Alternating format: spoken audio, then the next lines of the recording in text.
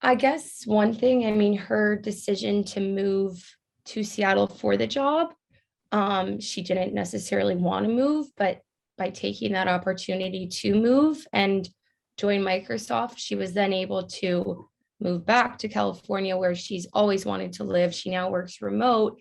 And so I guess kind of just that sacrifice that nothing's permanent, just how like you go, I went away to school to California for 4 years, like that's a temporary thing. Nothing's going to be permanent, but in the grand scheme of things, it might be worth it to go try a new city, experiment with a new company because in the end, it allowed her to end up exactly where she wanted to be, in a job that she really enjoys. So I guess just that having an open mind is definitely easier said than done, but to know that by taking those chances, you're setting yourself up for potential success and new opportunities and things that you otherwise wouldn't experience. One thing in the Gilbert reading that I thought was pretty interesting was how she was working jobs, but also working on her passion and things that she wanted to make her career. And that it's kind of similar to the idea that nothing is set in stone, but I came in feeling like you work a job and like that becomes your life or that becomes your career and you have to focus on that. But there are things other than your job that might interest you and that isn't necessarily what you want to make your career. And also we had that discussion about what is I think it was the Gilbert video that we watched about what the difference between a job, a vocation, and a career is.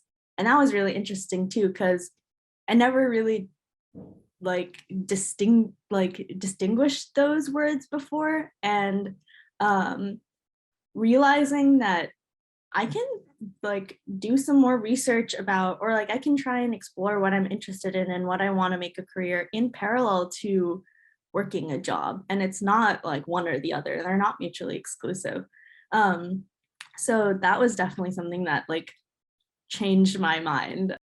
But for right now, I'm just starting in my career and it's perfect for me to do that exploration, and I might end up loving the work that I start out with, and I might end up wanting to find out something different, and I don't have to stick to that one thing just because I started there.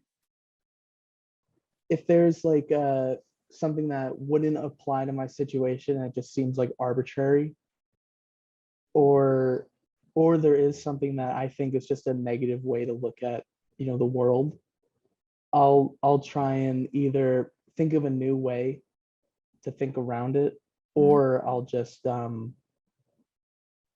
and put a positive spin to it.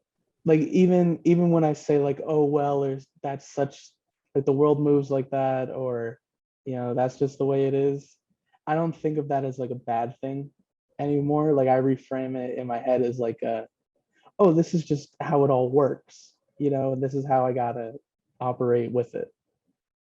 The universal dance or whatever. And then it's also the career is not the end all be all of my life.